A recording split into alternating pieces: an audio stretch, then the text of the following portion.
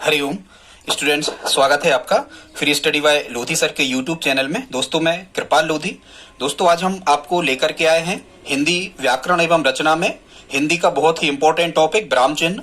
आप किसी भी प्रकार के कॉम्पिटिटिव एग्जाम की तैयारी यदि कर रहे हैं और यदि उसमें स्टूडेंट्स हिंदी पूछी जाना है तो निश्चित रूप से यहाँ ब्राह्म चिन्ह से लगभग 2 से 3 प्रश्न आने के निश्चित ही चांस होते हैं। दोस्तों, यदि आप हमारे चैनल पर पहली बार विजिट कर रहे हैं तो प्लीज हमारे चैनल को सब्सक्राइब कर ले, साथ में बेल आइकन पर क्लिक कर दे ताकि सबसे पहले नोटिफिकेशन आपको मिलता रहे। दोस्तों, आप किसी भी प्रकार के कॉम्पिटिटिव एग्जाम की तैयारी कर रहे हैं, चाहे वो नेशनल लेवल का हो चाहे वो स्टेट लेवल का हो, बहुत ही इंपॉर्टेंट टॉपिक है ये हिंदी व्याकरण की दृष्टि से। यदि आप इस वीडियो में हमारे साथ अंत तक बने रहते हैं तो निश्चित रूप से आपसे ये टॉपिक कंप्लीट हो जाने वाला है। स्टूडेंट्स, एक और आपको इसमें बात बता दें, ये वीडियो एक बार हम अपलोड कर चुके थे, ये गलती से डिलीट हो गया। कुछ बीच बीच में चीजें लिखी हुई होंगी, हालांकि हम समझाने का पूरा प्रयास करेंगे। ठीक है स्टूडेंट, तो सबसे पहले हम ये देख लेते हैं कि ब्राह्म का अर्थ क्या है। चूंकि हम ब्राह्म चिन्ह को पढ़ रहे हैं, इंग्लिश में इनको पंक्चुएशन कहते हैं स्टूडेंट्स, पंक्चुएशन कहते हैं। पंक्चुएट करना मतलब ब्राह्म चिन्हों का उपयोग करना, और इंग्लिश में कहते हैं पंक्चुएट। अब हम सबसे पहले ये देखते हैं स्टूडेंट्स कि ब्राह्म का अर्थ क्या होता है। तो ब्राह्म का अर्थ होता है ठहराव या रुकना। ये प्रश्न पूछे जाते हैं, हमने उन्हीं प्रश्नों को इसमें शामिल किया है। ब्राह्म का अर्थ होता है ठहराव या रुकना, मतलब किसी स्थान पर ठहराव या विश्राम या रुकने की अवस्था को क्या कहते हैं स्टूडेंट्स, हम ब्राह्म कहते हैं। अब हम देख लेते हैं सेकंड, यहां पर लिखा है फिर कि ब्राह्म चिन्ह का अर्थ क्या होता है। तो अब हम इसकी परिभाषा को समझ लेते हैं। तो ब्राह्म चिन्ह को हम कह सकते हैं कि वह निशान या चिन्ह जिसे लिखते या बोलते समय भाषा में रुकने या ठहरने का संकेत मिले और भाषा में स्पष्टता लाए, उसे हम क्या कहते हैं, उसे हम कहते हैं स्टूडेंट्स क्या, ब्राह्म चिन्ह। ठीक है, तो ये ब्राह्म चिन्ह की परिभाषा हमने आपको बता दी। फिर कभी कभी प्रश्न आता है कि ब्राह्म चिन्ह हिंदी में कहां से आए हैं। तो स्टूडेंट्स, आपको यहां कहना है ब्राह्म चिन्ह हिंदी में आए हैं कहां से, अंग्रेजी भाषा से आए हैं। और यदि देशों में आपको नाम पूछा जाए तो मुख्यतः देशों का नाम तो नहीं आता है, यहां एक ऑप्शन आता है कि यूरोपीय देशों से। आपको ये कहना ना, यूरोप महाद्वीप से, यूरोपीय देशों से आए हैं ब्राह्म चिन्ह। और किस भाषा से आए हैं, तो अंग्रेजी या इंग्लिश भाषा से आए हैं, केवल एक ब्राह्म चिन्ह को छोड़ करके। जो ये पूर्ण विराम होता है या जो फुल स्टॉप होता है, ये इंग्लिश से नहीं आया है, ये अंग्रेजी का नहीं है। ये पूर्ण विराम का उपयोग भारत में प्राचीन जो संस्कृत चलती थी उसी टाइम से चलता आ रहा है। मतलब पूर्ण विराम को छोड़ करके बाकी जो सभी ब्राह्म चिन्ह है ये कहां से आए हैं, अंग्रेजी से आए हैं। ठीक है स्टूडेंट। फिर कभी कभी प्रश्न यहां से आता है, एक साहित्यकार का नाम है श्री कामता प्रसाद गुरु, इनने ब्राह्म चिन्हों की कितनी संख्या बताई है। तो कामता प्रसाद गुरु ने हिंदी ब्राह्म चिन्हों की जो संख्या बताई है वो कितनी बताई है, 20 बताई है। और इन्हीं ने माना है इन चिन्हों को कि ये कहां से आए हैं, ये अंग्रेजी भाषा की देन है। ठीक है स्टूडेंट्स, आई होप आप इतना समझ गए होंगे। अब हम देख लेते हैं कि ब्राह्म चिन्हों का महत्व क्या होता है स्टूडेंट्स। तो यहां हमने आपको 2 सेंटेंस लिख करके दिखाए हैं, पहले आप इनको देख लें। इन सेंटेंस को क्या यहां पर लिखा हुआ है, जैसे हमने एक सेंटेंस लिखा है, रोको मत जाने दो। स्टूडेंट्स, यहां अल्प विराम का उपयोग होना है। यदि हम अल्प विराम रोको के बाद लगा देते हैं तो इसका अर्थ क्या निकलेगा, रोको मत जाने दो, मतलब उसे रोकना है, जाने नहीं देना है। यदि स्टूडेंट्स हम ये अल्प विराम मत के स्थान पे लगा दें, मत के बाद यदि लगा दें तो इसका अर्थ क्या होगा, हम इसको डायरेक्ट पढ़ेंगे, रोको मत, यहां हम रुकेंगे, मतलब रोकना नहीं है, उसे जाने देना है। देखो अर्थ बदल गए दोनों कंडीशन में। या एक सेंटेंस और हमने बताने का प्रयास किया है, ये महत्व है व्याकरण चिन्हों का, ये व्याकरण में ब्राह्म चिन्हों का, कि इनको रुकने पर कितना अर्थ पूरा का पूरा वाक्य का बदल जाता है, ये इनकी महत्व को दर्शाते हैं। जैसे एक सेंटेंस हमने लिखा है मारो, अब हम यहां रुक गए, मारो के बाद हमने लगा दिया अल्पविराम, मत जाने दो, मतलब उसे मारना है, पीटना है, जाने नहीं देना है। और स्टूडेंट्स, यदि इसी ब्राह्म चिन्ह को, इसी अल्प विराम को मत के बाद यदि यहां लगा रहे होते मत के बाद, तो इसका अर्थ बदल जाता। हम पढ़ते कैसे, मारो मत, मतलब उसे मारना नहीं है, जाने दो, जाने देना है। देखो दोनों बार अर्थ बदल गए, ये इनका महत्व होता है। आई होप आप समझ गए होंगे। अब स्टूडेंट्स, आज के वीडियो में हमने आपको कुल मिलाकर के 25 प्रकार के ब्राह्म चिन्ह को बताने का प्रयास किया है। आज की वीडियो में हम आपको 25 ब्राह्म चिन्ह बताने जा रहे हैं। पहले आप इन चिन्हों को देख लें, किसको क्या कहते हैं और उनके जो संकेत होते हैं, उनके जो सिंबल होते हैं वो कैसे बनाए जाते हैं। तो ये 25 ब्राह्म चिन्हों के बारे में हम आपको बता रहे हैं। सबसे पहले है पूर्ण विराम, ये सिंबल बना हुआ है, पूर्ण विराम ऐसा बनाते हैं। फिर 2 नंबर पे है अल्प विराम, ये अल्प विराम का सिंबल बना हुआ है। फिर 3 नंबर पे है अर्ध विराम, अर्धविराम, ये अर्धविराम का सिंबल है। फिर है अपूर्ण विराम या इसी को उपविराम भी कहते हैं, ये उपविराम या अर्धविराम का सिंबल बना हुआ है। फिर स्टूडेंट्स 5 नंबर पे है प्रश्न सूचक चिन्ह, ये तो आप सभी जानते होंगे। फिर है विस्मयादि बोधक, आश्चर्यजनक चिन्ह जिसको हम कहते हैं विस्मयादि बोधक, ये इस प्रकार से बनाया जाता है। फिर है उद्धरण चिन्ह या अवतरण चिन्ह कहते हैं, ये इस प्रकार से बनता है, single inverted comma, double inverted comma. फिर है अगला 8 नंबर पे है लाघव चिन्ह, ये लाघव चिन्ह इस प्रकार से बनता है, गोली चिन्ह जैसा ही है पर लाघव छोटा होता है, गोली चिन्ह इससे बड़ा आकार का होता है। फिर निर्देशक चिन्ह, ये इस प्रकार से बनता है। योजक चिन्ह इस प्रकार से बनता है, योजक चिन्ह छोटा होता है और निर्देशक चिन्ह योजक चिन्ह की अपेक्षा साइज इसकी ज्यादा होती है, पर दोनों के उपयोग अलग अलग हैं। फिर रेखांकन चिन्ह है, ये रेखांकन चिन्ह की कोई साइज नहीं होती, वाक्यों को या शब्दों पर किसी पर बल देना है, जोर देना है, उसके महत्व को प्रकट करना है तो उसके नीचे ये खींच दिया जाता है रेखांकन चिन्ह। ये स्टूडेंट्स 12 नंबर पे हंस पद है। फिर ये एस्ट्रिक है। 13 नंबर पे तारक चिन्ह इस प्रकार से बनता है। फिर ये पुनरुक्ति सूचक चिन्ह है, रिपीटेशन वाला, ये इस प्रकार से बनता है। फिर ये लोप चिन्ह है या रिक्त चिन्ह भी इसको कहते हैं। फिर ये विवरण चिन्ह बना हुआ है यहाँ 16 नंबर पे। 17 नंबर पे समानता चिन्ह बराबर इज इक्वल टू, ये तो आप जानते ही हैं। 18 नंबर पे इज लेस देन, न्यूनता सूचक चिन्ह है ये। फिर परिणति सूचक चिन्ह इज ग्रेटर देन, ये वाला। कोष्टक चिन्ह आप जानते हो 3 होते हैं। ये निर्देशक चिन्ह है, ये गोली चिन्ह है 22 नंबर पे। 23 नंबर पे योग चिन्ह आप जानते हो और 24 नंबर पे है त्रियक रेखा चिन्ह जिसको हम आवलिक या स्लैश कहते हैं। और स्टूडेंट 25 नंबर पे ये 1 2 3 4 प्रकार के लगभग होते हैं, ये समाप्ति सूचक चिन्ह होते हैं। ठीक है स्टूडेंट, तो ये 25 चिन्ह है। हमने आपको चिन्हों के बारे में बताया, आप एक बार इनके नोट्स बना लें, इन चिन्हों को बना करके देख लें।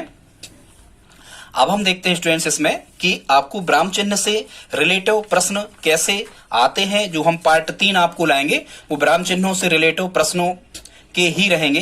खैर अभी हम आप हमारा पार्ट 3 जरूर देखें स्टूडेंट्स, इसमें हम लगभग 50 प्रश्नों को या 45 प्रश्नों को शामिल करेंगे। अब यहाँ से प्रश्न कैसे आते हैं हम इनको देख लेते हैं कि ब्राह्म चिन्हों से रिलेटिव प्रश्न आपसे कैसे पूछे जाते हैं। जैसे यहाँ 37वां प्रश्न लिखा है, हाँ यहाँ भी प्रश्न है, बताएंगे हम जल्दी जल्दी, हम आपको बता दे रहे हैं कि प्रश्न कैसे आते हैं। सबसे पहले तो जो टाइप प्रश्न का होता है, आपसे एग्जामिनर पूछता है कि चिन्ह पहचानने के लिए आपसे पूछा जाता है। यदि आप जो 25 हमने चिन्ह बताए स्टूडेंट्स, ये 25 से ज्यादा तो आपको कहीं नहीं मिलेंगे, पूरे यूट्यूब पे आप देख सकते हैं। तो सबसे पहले तो आपको ये पहचानना है कि कौन सा चिन्ह कौन सा है। जैसे ऐसे प्रश्न आता है, 37वां प्रश्न, निम्न में कौन अर्धविराम है, यहाँ ये अल्पविराम है, ठीक है, इस प्रकार से ये गोली चिन्ह है या कुछ भी, ठीक है। अब हमें यहाँ पर क्या पहचानना है, अर्धविराम, ठीक है स्टूडेंट। हालांकि ये सी ऑप्शन सही है, ये अर्धविराम है, आपको पता होना चाहिए, अपूर्ण विराम कहलाता है। 38 नंबर पे लिखा है, निम्न में विराम चिन्हों की दृष्टि से सही वाक्य क्या है। अब ऐसे लिखे हैं एमए बीएड, यहाँ चिन्ह आप देख रहे हैं विराम लगा है, ठीक है, यहाँ लिखा है एमए बीएड, फिर यहाँ अर्धविराम लिखा है, हालांकि डिग्री लिखते समय अर्धविराम ही लगाया जाता है, यहाँ सी ऑप्शन सही है। मतलब ऐसा भी पूछा जाता है आपसे कि विराम चिन्हों की दृष्टि से सही वाक्य क्या है, उस वाक्य में सही सही चिन्ह विराम चिन्ह लगे होते हैं। फिर 39 नंबर पे प्रश्न है, महात्मा गांधी कहते थे टहलना कसरत की रानी है, इस वाक्य में अधिकतम कितने विराम चिन्हों का प्रयोग किया गया है। इस प्रकार के प्रश्न भी आते हैं, विराम चिन्हों की यहाँ पर संख्या दी गई है। जैसे महात्मा गांधी कहते थे तो यहाँ पर लगेगा निर्देशक चिन्ह, फिर यहाँ इन्वर्टेड कामा लगेगा, टहलना कसरत की रानी है, फिर यहाँ इन्वर्टेड कामा जो होगा क्लोज होगा, फिर यहाँ लगेगा फुल स्टॉप। मतलब कितने चिन्ह यहाँ पर लगे हुए हैं स्टूडेंट्स, तो यहाँ पर एक तो निर्देशक चिन्ह 1, इन्वर्टेड कामास 2 और फुल स्टॉप 3। तो यहाँ स्टूडेंट्स कितने विराम चिन्ह का उपयोग हुआ है, 3। इस प्रकार के प्रश्न आते हैं, ठीक है। क्वेश्चन 40 में कह रहे हैं, इस देश में कई बड़ी नदियां हैं जैसे गंगा, सिंधु, ब्रह्मपुत्र आदि, में बाएं से क्रमशः विराम चिन्ह है। बाएं मतलब यहाँ से कौन कौन से विराम चिन्ह, चूंकि आप देख रहे हो यहाँ कोई भी विराम चिन्ह का उपयोग नहीं किया गया है स्टूडेंट्स, कोई भी विराम चिन्ह का उपयोग नहीं किया गया है। तो कई बार एग्जामिनर ऐसे अनुच्छेद दे देता है या बड़े बड़े या छोटे सेंटेंस दे देता है और आपसे पूछता है कि बाएं से दाएं इसमें कौन कौन से विराम चिन्ह लगा दिए जाएं ताकि विराम चिन्हों की दृष्टि से ये सही हो जाए, ठीक है स्टूडेंट्स। हालांकि इसमें जो 40वां में इस देश में कई यहाँ मिस्टेक कर दिया हमने, यहाँ एक बड़ी और हम लिख देते तो ऑप्शन सही होगा, कई बड़ी बड़ी नदियां हैं। तो सबसे पहले यहाँ क्या आएगा, हाइफन योजक चिन्ह आएगा, ठीक है स्टूडेंट्स। फिर नदियां हैं, ठीक, बाद में आपको बताएंगे हम प्रयोग। नदियां हैं, पूर्णविराम आएगा, ये लगा, ठीक है, पूर्णविराम के बाद में फिर विवरण चिन्ह आएगा तो ये लगा, ठीक है। फिर गंगा, सिंधु, ब्रह्मपुत्र, तो यहाँ काम आएगा, यहाँ काम आएगा, तो 2 यहाँ पर काम आएंगे लगातार, ठीक, और आदि के बाद में पूर्ण विराम, तो ये डी ऑप्शन इसका सही होता। अभी तो हम आपको ये बता रहा है कि प्रश्न यहाँ से किस किस टाइप के स्टूडेंट्स पूछे जाते हैं। आई होप आप समझ गए होंगे। अब हम देखते हैं स्टूडेंट्स कुछ चिन्हों को जो हमारे पार्ट 2 में शामिल नहीं है, वो हम पार्ट 1 में शामिल उन चिन्हों को आपको स्टूडेंट्स कर रहे हैं।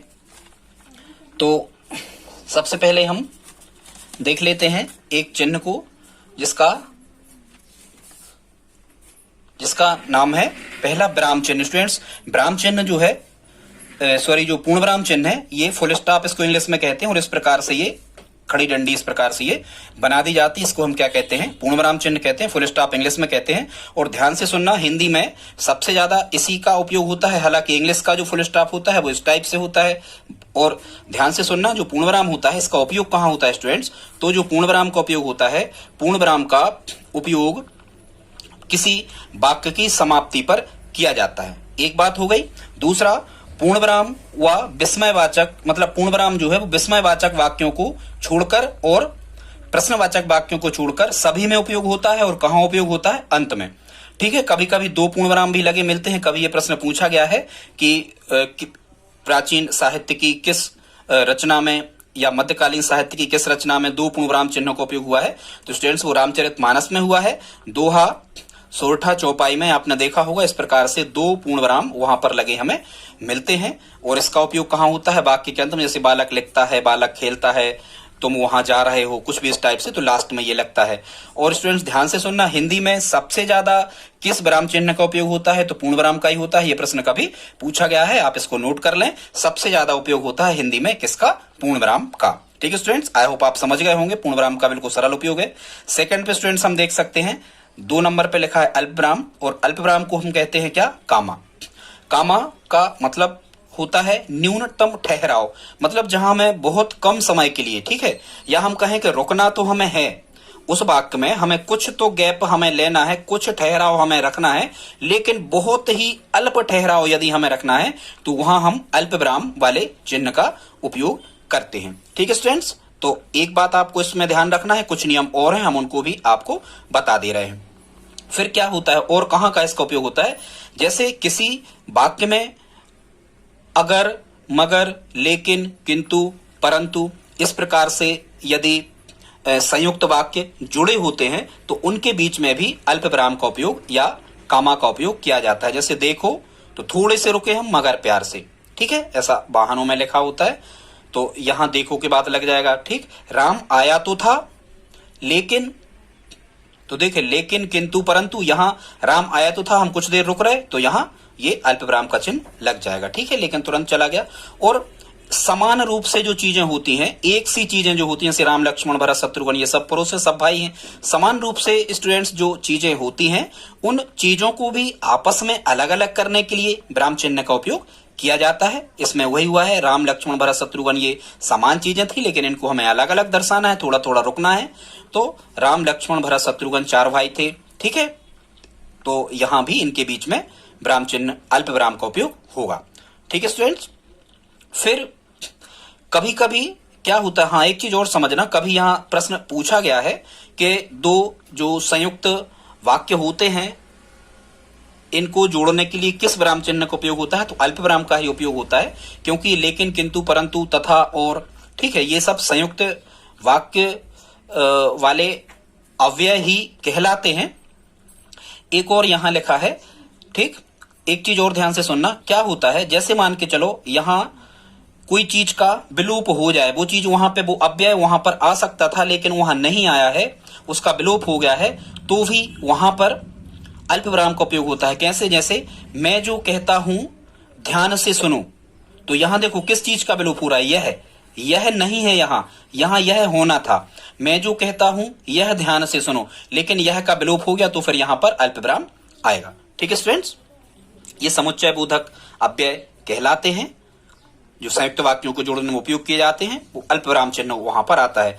या हम कहें जब जाना ही है चले जाओ, तो यहां देखो किसका आलोप हो रहा, कौन विलुप्त हो गया, तो यहां तो आता, जब जाना ही है तो चले जाओ, ऐसा बनता वाक्य, तो यहां तो विलुप्त हो रहा है, इसलिए जहां ये चीजें यह, वह, जो, तो, की, यदि ये विलुप्त होते हैं स्टूडेंट्स, तो भी यहां पर अल्पविराम का चिन्ह आता है। ठीक है स्टूडेंट्स, कभी कभी संबोधन के बाद, किसी को संबोधन करने के बाद भी अल्पविराम का चिन्ह आता है, जैसे अरे राम, तुम कहाँ चले गए थे, तो अरे राम के बाद में अल्पविराम लगेगा।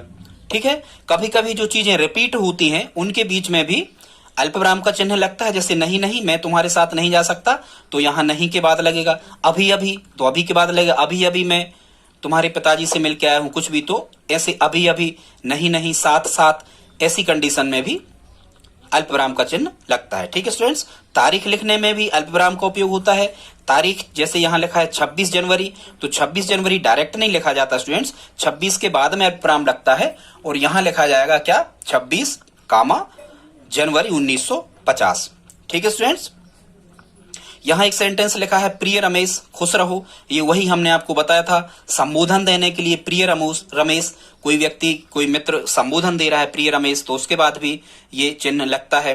ठीक है, यहां हमने माह और वर्ष सन यहां पर लिखा है, तो उनके बीच में भी लगता है। अक्टूबर 1869 गांधी जी का जन्म हुआ था, इस टाइप से यहां भी लगता है। ठीक है, ये कुछ शब्द होते हैं जैसे वास्तव में, शायद ही, उनके बाद में भी वास्तव में, मनोबल सफलता एक कुंजी, तो इनके बाद में भी अल्पविराम का चिन्ह लगता है। कहीं हम गिनती लिख रहे हैं, नंबरिंग यदि हम कर रहे हैं, तो उनके बाद में भी अल्पविराम का सिंबल लगता है।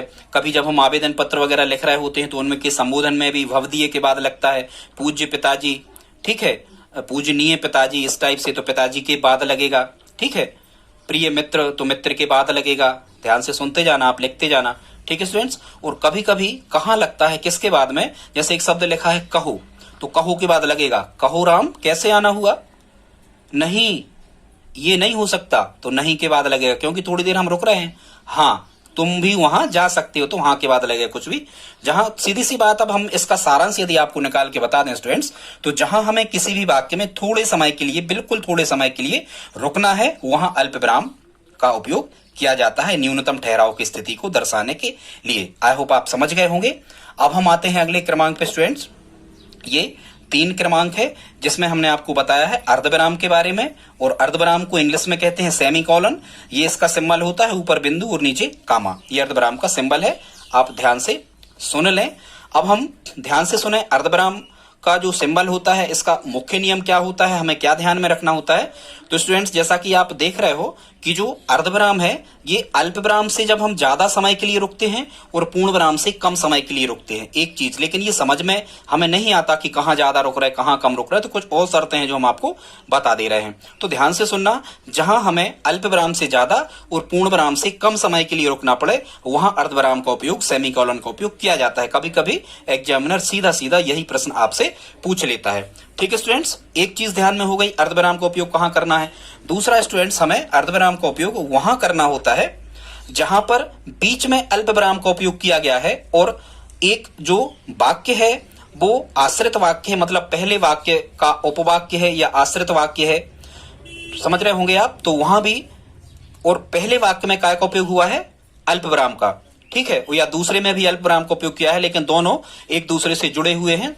तब तक दोनों अर्थ वाक्य का पूरा नहीं निकल सकता जब तक कि हम दोनों को ना पढ़ लें। दोनों ही महत्वपूर्ण हैं, ठीक है। जब दोनों वाक्यों को हम पढ़ लेते हैं तभी उनका अर्थ निकलता है, लेकिन बीच बीच में उनमें अल्पविराम का उपयोग हुआ है।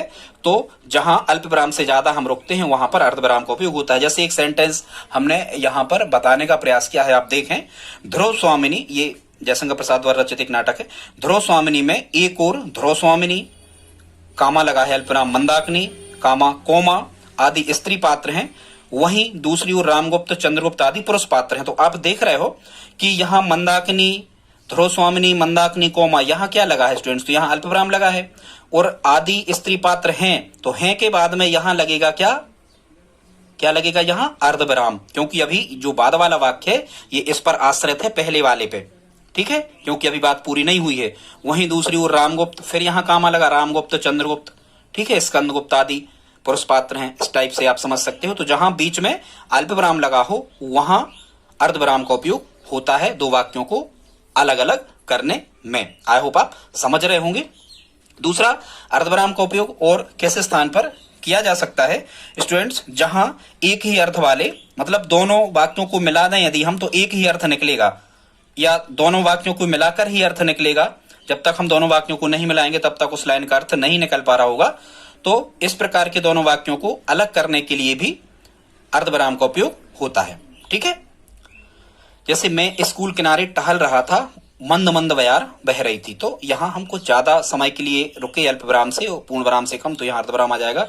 स्टूडेंट्स एक और ध्यान रखना, सबसे ज्यादा यही पूछा जाता है, ये वाला एग्जाम्पल कौन सा, कि उपाधि या डिग्री किसी की लिखना है हमें व्यक्ति की, और यदि उसकी डिग्री 2 या 2 से अधिक डिग्री वो किए हुए है तो उनकी डिग्री लिखते समय अर्धविराम का उपयोग किया जाता है, क्योंकि डिग्री लेते समय अर्धवार्षिक परीक्षा होती है, ऐसे आप याद रखना।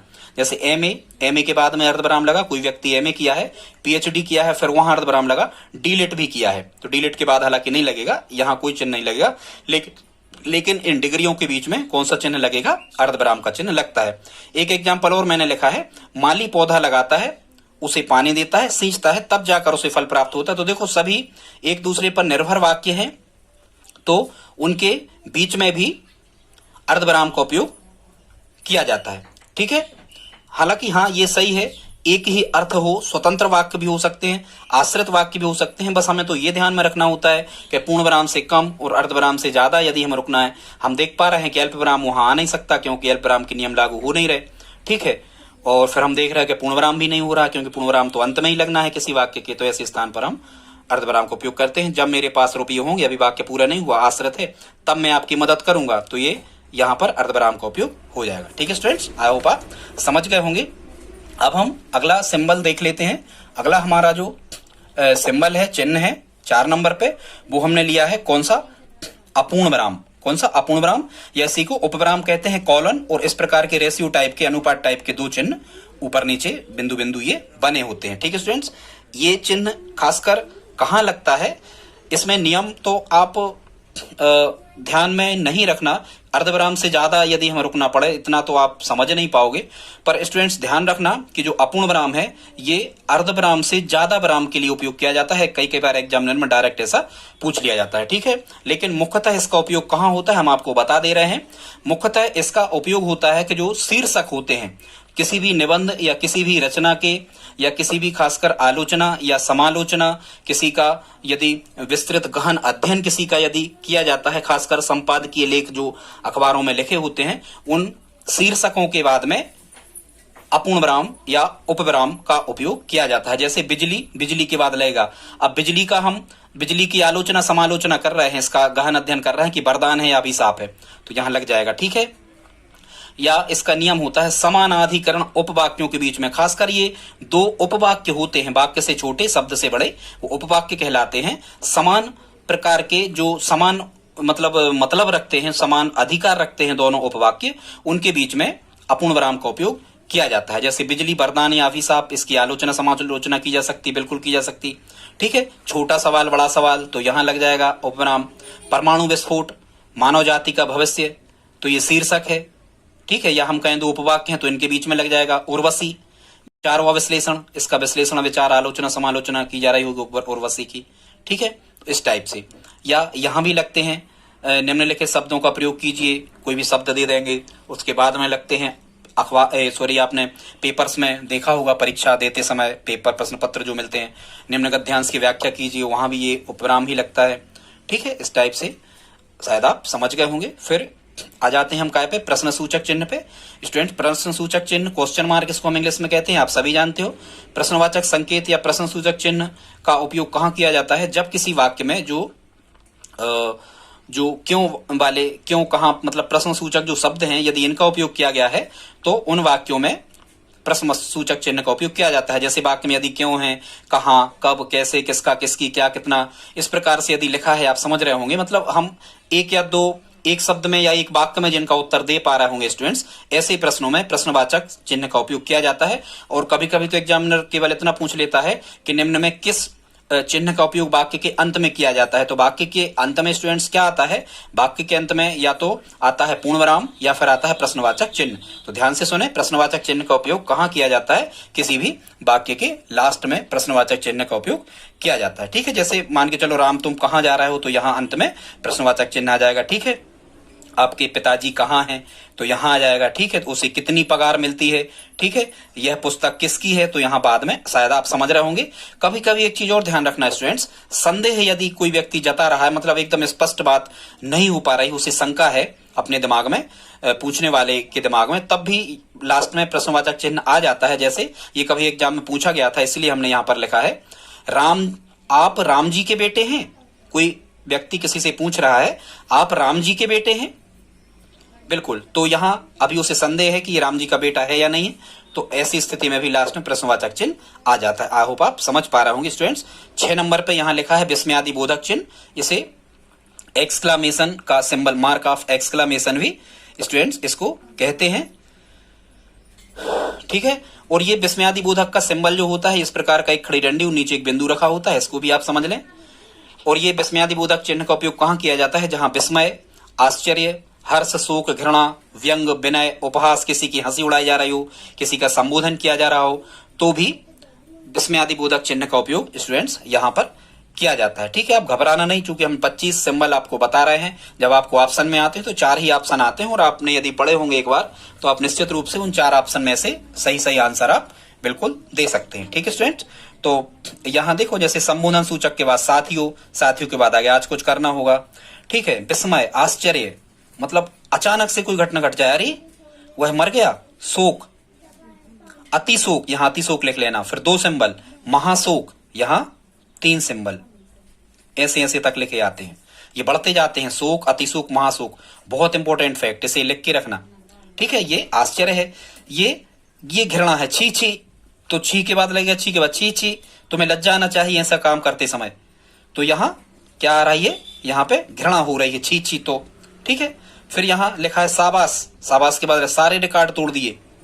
हर्ष, हर्ष मतलब बहुत ज्यादा प्रसन्नता हो रही है, ठीक है, तो यहां आएगा। वाह, तो ऐसी जगह पे आता है वाह, अरे, ओह, ठीक है। तो इनके बाद हे राम, यह क्या हो गया? हे के बाद आएगा अरे, यह कैसे हो गया? अरे के बाद आएगा वाह, कितना सुंदर दृश्य, वाह के बाद आएगा, ठीक है। ये क्या है? आश्चर्य है, ठीक है। फिर यहां पर व्यंग में भी आता है, व्यंग में, व्यंग, आप तो हरिश्चंद्र हैं, बाद में आ जाएगा, आप तो हरिश्चंद्र हैं, मतलब ये व्यंग किया जा रहा है। तो व्यंग के अंत में भी कभी कभी विस्मयादि बोधक चिन्ह का उपयोग किया जाता है। उपहास, किसी की यदि हंसी उड़ा रहे हो आप, जैसे ये यहां पर लिखा है वाह, वाह के बाद लग गया वाह वाह। फिर साइकिल चलाइए, मतलब एक बार साइकिल किसी ने चलाई है, दुर्घटना हो गई उसके साथ में, वो फिर से साइकिल चला रहा, तो कोई व्यक्ति उसका उपहास, हंसी उड़ा रहा है, कह रहा वाह वाह, फिर साइकिल चलाइए, ठीक है। और एक और चीज ध्यान से सुनना, यह हमने लिखा है, क्या लिखा है? विनय, प्रार्थना यदि हम किसी से कर रहे हैं, हे भगवान, तो हे भगवान के बाद आएगा हे भगवान अब तो दया करो, दया करो की बात में भी आ जाएगा, मतलब विनय यदि हम किसी से कर रहे तो भी आ जाता है, ठीक है। कभी कभी आशीर्वाद देते समय पुत्रवती, पुत्रवती भव, ठीक है, तथास्तु, ऐसे शब्दों के बाद भी विस्मयादि बोधक का चिन्ह लगाया जाता है। इसके बाद में स्टूडेंट्स एक चिन्ह और रह गया था जो हम बता नहीं पाए थे, हमने संयोजक चिन्ह तो पार्ट 2 में बता दिया है आपको, एक चिन्ह रह गया है, और वो कौन सा रह गया है? निर्देशक चिन्ह, या इसको रेखा चिन्ह भी कहते हैं, इसे इंग्लिश में डैश कहते हैं। और ध्यान से सुनना, ये संयोजक या योजक चिन्ह से कुछ बड़ा होता है, इसकी साइज छोटी, और निर्देशक चिन्ह, देखो योजक की स्पेलिंग भी छोटी है तो ये छोटा होता है, ठीक है, और निर्देशक में 4 वर्ण है तो ये बड़ी स्पेलिंग है तो ये बड़ा होता है, इसे डैश कहते हैं, ठीक है स्टूडेंट्स। अब योजक चिन्ह से बड़ा होता है, एक चीज आप समझ गए। दूसरा हमें क्या ध्यान रखना है कि निर्देशक चिन्ह का उपयोग कहां किया जाता है। तो स्टूडेंट्स खासकर जो संवाद लिखे होते हैं एकांकी या नाटकों में, तो उन संवादों में जो पात्र बात कर रहे होते हैं उनके बाद में जो सिंबल लिखा होता है वो क्या लिखा होता है? निर्देशक चिन्ह का सिंबल ही लगा होता है। जैसे रमेश कह रहा है तुम कहां जा रहे हो, रमेश कह रहा है तुम कहां रहते हो, मोहन कह रहा है मैं दिल्ली में रहता हूं, तो ये इनकी संवाद हो रहा है, तो संवाद को दर्शाने के लिए निर्देशक चिन्ह या डैश का उपयोग किया जाता है। या स्टूडेंट्स कोई किसी का स्लोगन है, किसी का कोई नारा है, यदि वो लिखा हुआ है, अब वो कथन या वो वाक्य या वो स्लोगन या वो पंक्तियां किसके द्वारा कही गई हैं, तो उसको दर्शाने के लिए भी निर्देशक चिन्ह का उपयोग होता है। जैसे आराम हराम है, ठीक है स्टूडेंट्स, ये देख लेना, शायद शास्त्री जी का है, नहीं जय जवान जय किसान, ये नेहरू जी का है शायद, देख लेना। तो आराम हराम है, ये नेहरू जी ने कहा है तो डैश लगा के JL नेहरू, जवाहरलाल नेहरू वहां पर लिखा होगा। या पोथी पड़ी पड़ी जगमुआ पंडित भया ना कोई, ठीक है, इस टाइप से यदि कोई दोहा लिखा हुआ है तो अब ये किसका है, तो यहां तो पड़ी पड़ी एक से है तो यहां तो डैश आएगा, लेकिन यहां ये किसका कोटेशन है, किसका स्लोगन है, तो बाद में जो जिसका स्लोगन होता है बाद में भी और कई बार पहले भी, कबीरदास हम यहां शुरू में भी लिख सकते थे डैश लगा के, तो वो डैश नहीं होता, मतलब जो डैश होता है वही निर्देशक चिन्ह होता है, तो ये बाद में भी कबीरदास लिख सकते थे हम, और जब हम यहां लिख रहे होते थे मतलब यहाँ लिख रहे होंगे तो यहाँ भी लिख सकते थे कबीरदास और यहाँ भी हम डैश लगा सकते थे, फिर यहाँ नहीं लगाते एक जगह कहीं। तो आई होप आप समझ रहे होंगे कि किसी व्यक्ति की ज्यों की त्यों कथन को कहने के बाद वो कथन, कोटेशन, नारा, स्लोगन किसका है वो दर्शाने के लिए भी निर्देशक चिन्ह का उपयोग किया जाता है। ठीक है, कई कई बार समानार्थक शब्दों का अर्थ स्पष्ट करने के लिए भी योजक चिन्ह निर्देशक चिन्ह का उपयोग किया जाता है। जैसे मेरी मनसा, अब मनसा का अर्थ यदि कोई नहीं समझ पा रहा तो इसका अर्थ यहां स्पष्ट किया जाएगा। मेरी मनसा मतलब डैश, फिर ये डैश लगेगा, मेरा मतलब उद्देश्य था कि आप वहां ना जाएं। ठीक है, समान क्रम में क्विंटल, ठीक है, क्विंटल, किलोग्राम, ग्राम, इस प्रकार से लिखने में भी डैश का उपयोग होता है। तारीख लिखने में भी डैश का उपयोग होता है, 15/4/2021। तो यहाँ तारीख लिखने में भी कभी कभी ये डायरेक्ट पूछा गया है कि तारीख, दिनांक लिखने में उन जो मतलब डिजिट होते हैं, जो अंक होते हैं, उनके बीच में किसका उपयोग किया जाता है, तो वो निर्देशक चिन्ह या डैश का ही उपयोग किया जाता है। कई कई बार अकस्मात रुकावट या भाव परिवर्तित हो जाए किसी के, ठीक है, अकस्मात परिवर्तन, मैं चाहकर भी कुछ नहीं कर सकता, तो यहां भी डैश का उपयोग किया जा सकता है। आई होप स्टूडेंट्स इसमें हमने 7 से 8 आपको चिन्ह बताए हैं। इसके बाद के जो सिंबल हैं या जो संकेत चिन्ह है वो पार्ट 2 में हमने उपलब्ध करवाए हैं। और स्टूडेंट्स हमारा जो पार्ट 3 रहेगा उसमें हम इससे आने वाले सभी प्रश्नों को, लगभग 45 से 50 प्रश्नों को शामिल करेंगे। दोस्तों यदि आज का वीडियो अच्छा लगा हो तो प्लीज आप इसे लाइक तो कर ही दें, और दोस्तों आप हमारी हेल्प करें सब्सक्राइबर बढ़वाने में। और यदि आप हमारी हेल्प करना चाहते हैं तो प्लीज इस वीडियो को अपने दोस्तों के साथ में, मित्रों के साथ में, स्टडी ग्रुप में शेयर जरूर करें। मिलते हैं अगली वीडियो में। जय हिंद, जय भारत।